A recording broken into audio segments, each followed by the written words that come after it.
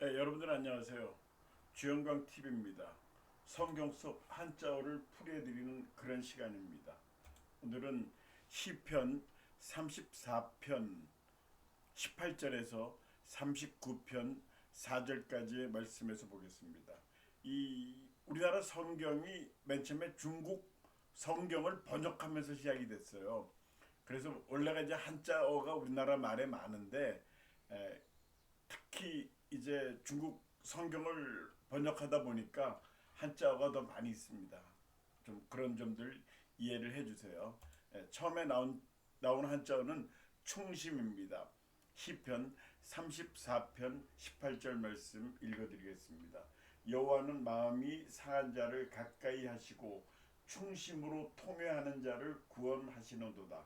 18절에 여기 충심, 통회 두 개가 이제 한자어거든요. 물론 이제 그 앞에 마음이 상한 자, 상한 이것도 한자어인데 이미 했습니다. 그리고 또 구원했다는 거의 다 했고요. 새로 나온 한자어만 설명을 해드립니다.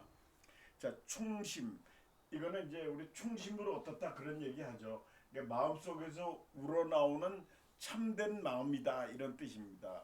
이 사전적으로 풀이하면 여기 충에는 절충한, 우국충정 이런 예문을 들어주세요. 절충한 이제 A 안과 B 안이 있으면은 A 안에서는 이런 안이 좋고 이런 것이 좋고 B 안에서는 무엇이 좋다 하면 이제 A 안하고 B 안의 좋은 점만 뽑아서 그렇게 해서 이제 안을 만들죠. 이게 절충안이죠. 절충해서 타협해서 안을 만든다. 또 우국충정은 우자가 근심할 우자죠. 나라를 근심하고 아주 충심으로 정을 느끼는 거, 그 우국충정이죠. 우국충정.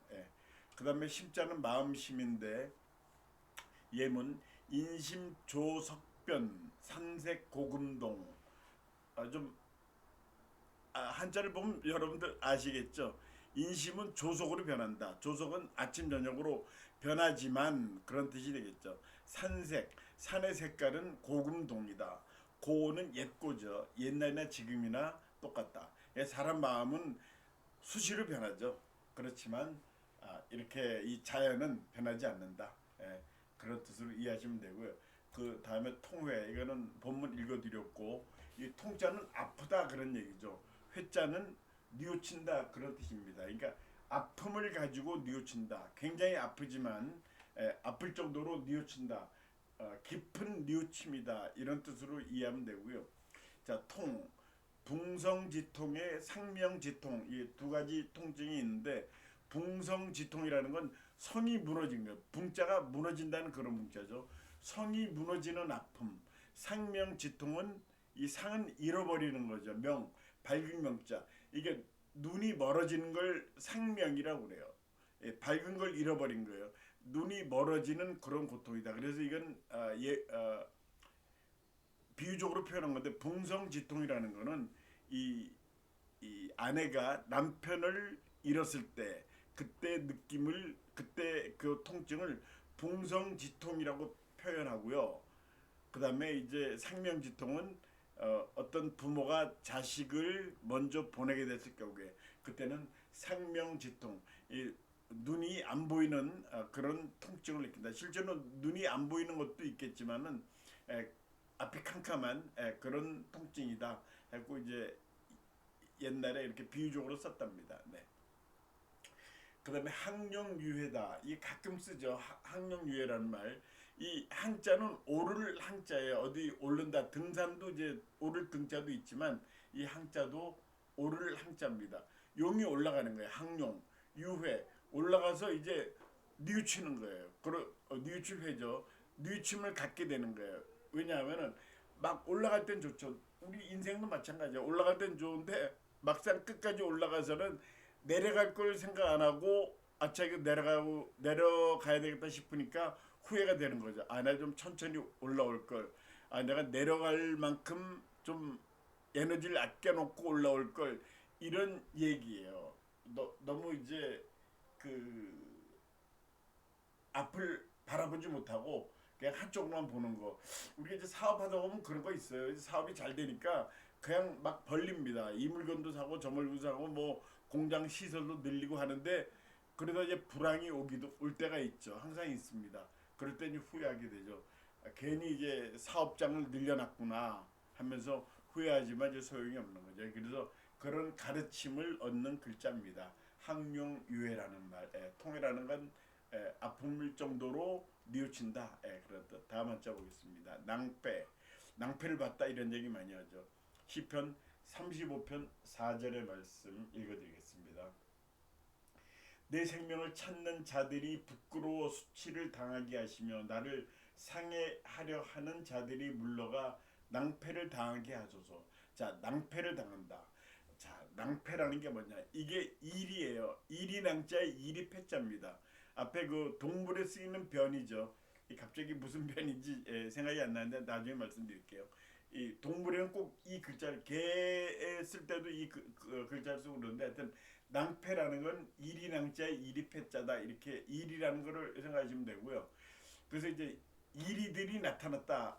이리들을 만났는데 왜 낭패냐 하면은 이 앞에 낭자는 앞다리가 긴 일이에요. 그 다음에 뒤에 패자는 뒷다리가 긴 일이에요. 그러니까 이제 앞다리가 긴 일이하고 뒷다리가 긴 일이가 둘이 가면 어떻게 되겠습니까? 이 걸음이 잘 맞지가 않겠죠. 그러다가 이제 넘어지거나 얼마 못 간 넘어지거나 그렇게 되죠. 그래서 낭패를 봤다. 그런 얘기예요. 이게 어려움에 봉착했다 그런 뜻이죠. 낭패라는 게 일이 뜻대로 되지 않는 걸 얘기하는 걸 낭패라고 그러죠. 그래서 예문 전호후랑이다. 앞에 호랑이가 있고 뒤에 이리가 있다. 그러니까 굉장히 일이 난감해진 거죠. 앞으로 갈려 했더니 호랑이가 있고 뒤로 갔더니 또 호랑이보다는 못하지만 또 살아온 이리가 있고 그런 뜻입니다. 전호호랑. 그다음에 도처낭패다. 곳곳에 이리때가 있다. 곳곳에 힘들다. 일이 힘들다. 하여튼 도처에 이때가 있어서 힘들다. 하여튼 그런 뜻입니다. 낭패. 그리고요 다음 한자 연회 35장 16절의 말씀 읽어드리겠습니다. 그들은 연회에서 망령되이 조롱하는 자 같이 나를 향하여 그들의 일을 갈도다. 그래서 이제 연회라는 거 가끔 뭐 지금도 하죠. 연회를 베풀었다. 뭐 어떤 회사에서 기분 좋은 일이 있어서 연회를 베푼다. 뭐 여긴 연회하는 곳이다. 경복궁에도 연회를 했던 그런 궁이 있죠. 연회 장소였죠. 경복궁. 국가에 뭐 좋은 일이 있으면 이제 그 신하들 문무백관을 불러다가 같이 모여서 술이 곁들인 그런 잔치를 하죠. 이게 연회라는 게 그런 모임. 이 잔치 연자의 모일 회자예요. 이게 연찬회라는 거 가끔 국가기관 정당에서 합니다. 정당에서 어떤 일을 잘 치르고 나서는 연찬회라는 걸 해요. 연찬은 반찬 찬자예요. 그러니까 이제 술과 음식을 곁들인 그런 모임이다. 그걸 이제 자축하기 위해서 연찬회라는 걸 하죠. 그다음에 회자의 각성에 이제 두 가지 했는데 이 각성이라는 것 앞에 각성회라는 거는 성이 각자다 이거죠. 이제 보니까 뭐 저만 그런 각성회가 주위에 있는 줄 알았더니 여러 군데 있더라고. 각성회라는 게 제가 아는 모임도 있어요. 한 10명이 각성회라고 그러면서 모임을 가지는데 모인 사람마다 성이 다 다르다는 거예요. 그래서 이제 각성회를 자기들이 모임을 각성회를 했고 그 다음에 또 왜 각성이냐면 우리가 인생을 각성하면서 살자 두 가지 뜻을 갖고 있었어요. 근데 이제 제가 아는 각성회가 최근에 10명에서 11명이 됐는데 김씨가 한 사람 들어왔어요. 원래 김씨가 있었거든요. 근데 이제 그분이 꼭 필요한 사람이라서 거기서 예외적으로 그 인정을 했다. 그러면서 금각성회라고 이름을 줬대. 금 같은 사람이다. 이제 김이란 사람이 두 사람 있으니까 김씨가 많죠. 우리나라 거의 뭐 1,000만 명이 됩니다. 김씨 그 단연 1등이죠. 김씨성이. 그래서 각성회 뒤에 각성회는 각성하며 살자.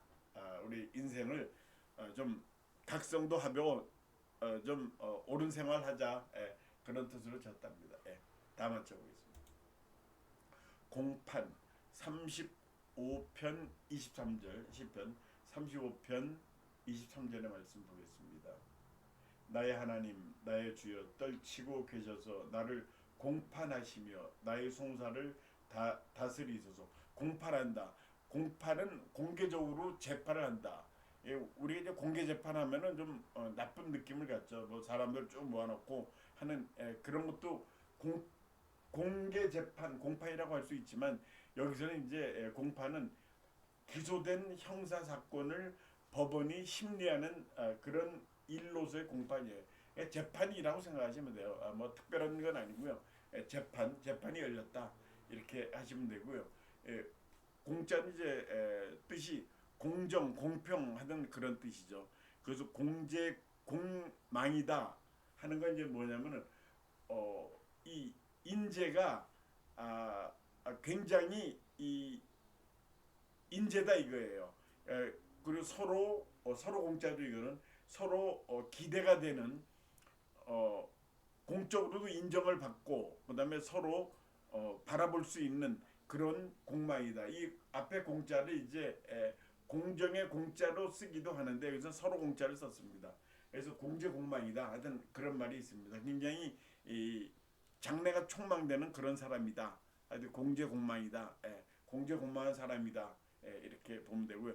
판자는 향판. 향은 시골 향자죠. 경향 각지에서 경은 서울 경자 하는 것이 향판은 시골 판사다 그런 뜻입니다. 그래서 이거는 무슨 뜻이냐면 이제 정부에서 이제 판사를 임명할 때 그런 걸 따져요. 어디 지역을 잘 알면 그 지역의 특성에 맞는 사람, 그 지역을 출신들, 고향이 어디 시면은 그 시 출신들 중에서 그 자기 고향 가서 판사할 사람 나와라 해서 뭐 그렇게 임명을 한다고 그래요. 근데 이 향판에 문제점이 있어요.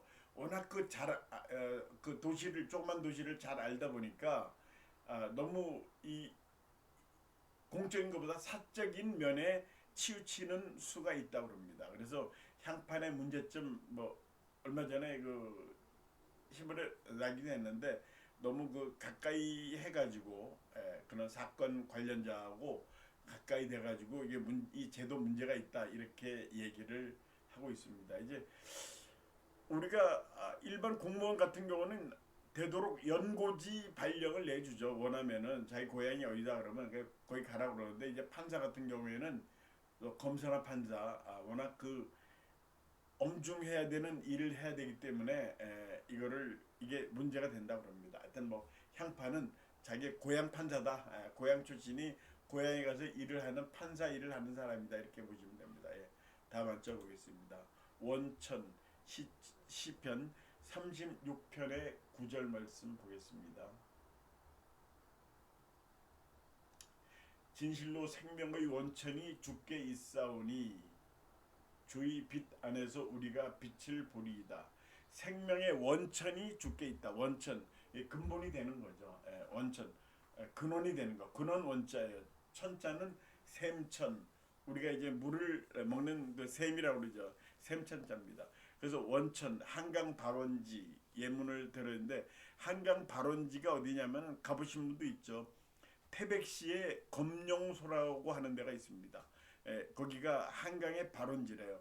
이제 거기서 이제 물이 쫄쫄쫄쫄 흘러 내려오겠죠. 내려와서 이제 남한강을 거쳐서 한강으로 가서 뭐 서해 바다까지 가는 거죠.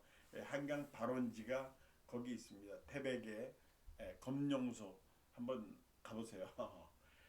감천선갈 천자에는 이렇게 했는데 샘천자로 했죠. 감천은 단물 나는 샘이에요. 감천. 선갈. 갈은 이 갈증 나는 갈자 아닙니다. 갈증 나는 갈자는 삼수변이고요. 물수변이고 이거는 다 해버렸다. 다 끝났다. 소진 다 돼버렸다. 그러니까 단 맛이 나는 샘은 먼저 다 해버린다. 먼저 없어진다. 단맛이 아무래도 나기 때문에 사람들이 많이 몰리겠죠. 사람이 많이 몰리니까 그 샘물을 다 퍼먹겠죠. 그러니까 물이 없어져 버리죠. 감천선갈 그런 뜻입니다. 그래서 뭐 음식점을 하다도 일단 맛이 중요하죠. 맛이 좋으면 사람들이 먼 곳에서 오면서 뭐 줄 서서 먹는다. 기다리면서 뭐 1시간을 기다렸네. 뭐 그런 얘기하죠. 그래서 이 뭘 하더라도 일단 품질이 우선이지 않냐 그런 생각이 됩니다. 맛이 좋으면은 아마 멀리서도 옵니다. 근데 우리나라 물은 전반적으로 물맛이 좋다고 그래 한국은요. 뭐 꼭 어디라고 얘기할 것 없이 우리나라 물맛은 좋다고 인정이 나 있습니다. 네. 다음 한저 괴악 시편 38편 12절 말씀 보겠습니다.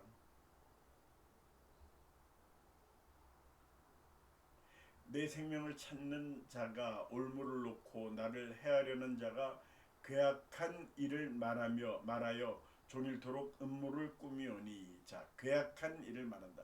이 괴악 뭐 어감으로도 별로 좋지 않죠. 이 괴자는 괴물스럽다 하는 그런 괴자고요. 악은 나쁜 악이다 이제 그런 뜻이죠. 그래서 밑에 해괴망측이다, 해괴망측하다는 말 들어보셨죠? 이 해자는 놀랄 해자예요. 놀랍고 괴이하고 망측이라는 거는 이 헤아릴 수 없다. 아주 그러니까 굉장히 놀랍고 망측스럽다. 해괴망측한 일이다. 그런 뜻입니다. 그 다음에 악은 증오필찰, 중호필찰 했는데 증악이라고 읽으면 안 됩니다. 이거 싫어한다는 뜻이거든요. 나쁘다는 건 악으로 읽지만 여기는 오라고 읽습니다. 쓰기는 같은 글자를 쓰고요. 그러니까 증오한다는 건 싫어한다는 거죠. 증오당하는 사람을 반드시 살펴라. 살필 철자예요. 그러니까 누가 나쁘다고 하더라도 무조건 나쁘다 그러지 말고 좀 잘 살펴봐라. 그렇지 않은 면도 있다. 또 중호필찰 이 대중들이 좋다고 하는 사람도 반드시 살펴봐라. 다 좋다고 하지만 그 중에서 또 문제가 있을 수 있다. 중호필찰, 중호필찰 그렇게 쓰입니다. 네, 다음 한번 보겠습니다. 반박 시편 38절 14절의 말씀입니다.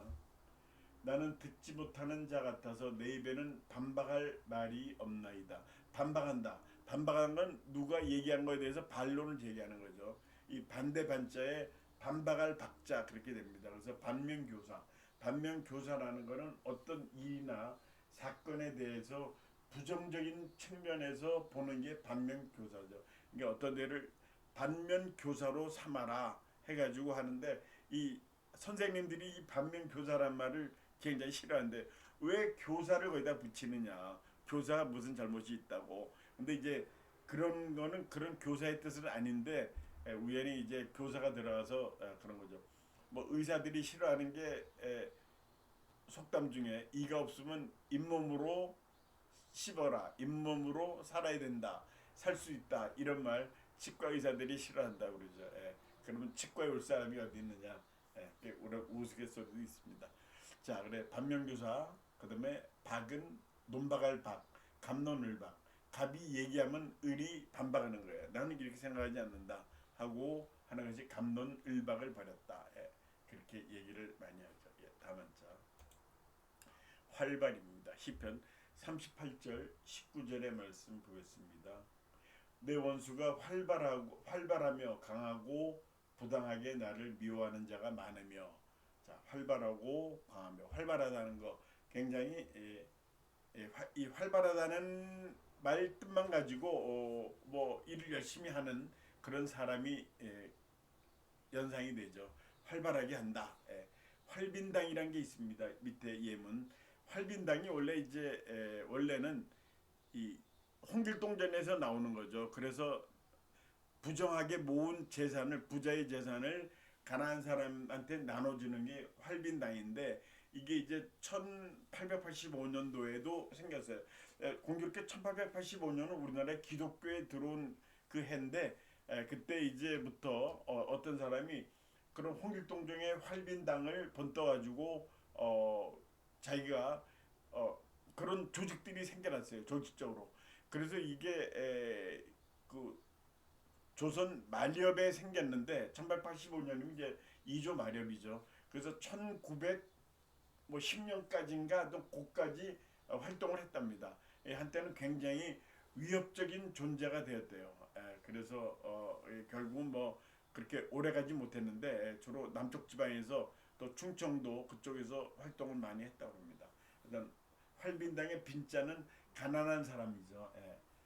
그렇게 돼 있고 발자, 이게 발랄할 발자예요. 발랄할 발, 재기 발랄하다 이런 얘기 들어보시죠. 이게 재기라는 거는 이제 재주가 있는 그런 기운이 발랄하다.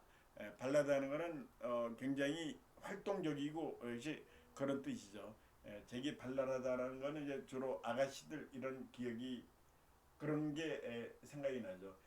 발랄하다는 건 행동이나 모습이 활기차고 생기가 넘친다.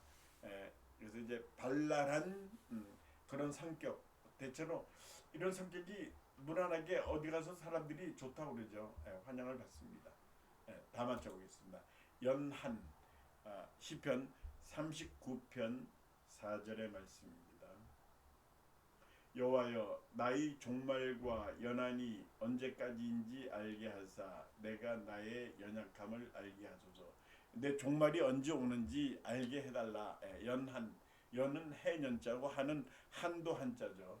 그래서 이제 이게 화유중개일 임무갱소년 이렇게 되는데 화 꽃이죠. 꽃 화자는 다시 피는 날이 있다. 이 중은 무거울 중자가 아니라 다시라는 뜻이 있어요. 꽃은 다시 피는 날이 있지만 이렇게 돼야 됩니다. 사람은 인무, 사람 없다. 뭐가 없냐. 다시 이 갱자도 다시입니다. 소년이 되지 못한다. 사람이 한번 늙어버리면 다시 소년이 안 되죠. 그러니까 인생을 굉장히 소중하게 생각해라 그런 뜻입니다. 하루하루 날이 다시 소년이 될 수 없으니까 지금 소년인 사람들 하루하루 열심히 살아라. 그런 얘기, 그런 의미입니다. 꽃은 다시 필 수 있지만 사람은 소년 시절이 다시 오지 않는다. 또 이런 얘기도 재밌는 얘기 있죠. 이제 젊은 사람하고 늙은 사람하고 이제 말다툼을 했는데 젊은 사람이 그 뭐 그런 것도 뭐 늙은 사람한테 그런 것도 이해도 못하고 그러세요. 뭐 나이가 많으면 답니까? 그러니까 이제 늙은 사람이 너희 늙어봤어? 나는 젊어봤어 이놈아. 그런 얘기를 하더래. 난 젊어봤다. 너희 늙어보지 않았지. 그러니까 너희는 이걸 모른단 말이야 이런 뜻이겠죠. 나는 젊어봤어. 그런 뜻으로 하는 얘기. 우스갯소리지만 좀 뜻도 있죠. 자, 한자 한도 한자죠. 일미한. 일미는 쌀미자죠. 뭐 쌀 한 알이냐 이런 뜻이 아니고요. 이거는 사실 중국에서 이렇게 씁니다. 중국에서 이제 이렇게 쓰는 게 재미있어서 제가 물론 중국에도 근무했어요. 이게 딱 그것을 보고서 참 재미있는 말이라 해서 했는데 우리가 이제 어디 입장시킬 때 어린애들 들어가는 데가 있죠. 같이 데려가는데 이제 뭐 몇 살까지는 돈을 안 낸다 뭐 그런 게 있잖아요. 5살까지 돈 안 낸다 뭐 4살까지 돈 안 낸다. 근데 중국 사람들은 이거를 키 1m까지는 돈 안 낸다 이렇게 써놨어요. 거기다가 1m까지. 그러니까 사람들이 뭐 얘 몇 살이야 사실은 몇 살인데 어쩌고 저쩌고 그러니까 그런 걸 없애려고 키 1m까지는 돈 안 받는다. 난 그 굉장히 재밌게 봤습니다. 그러니까 일미한이 1m 한도다. 그런데 그 이 쌀 미자를 써요. 미터 1m를 미터를 이렇게 씁니다. 1미. 2m는 2미 이렇게 되겠죠. 그래서 이제 그런 재미있는 표현에서 해서 여러분들 소개해드리려고 했습니다. 자, 오늘 여기까지 하겠습니다. 오늘도 시청해주신 여러분들 대단히 감사합니다. 안녕히 계십시오.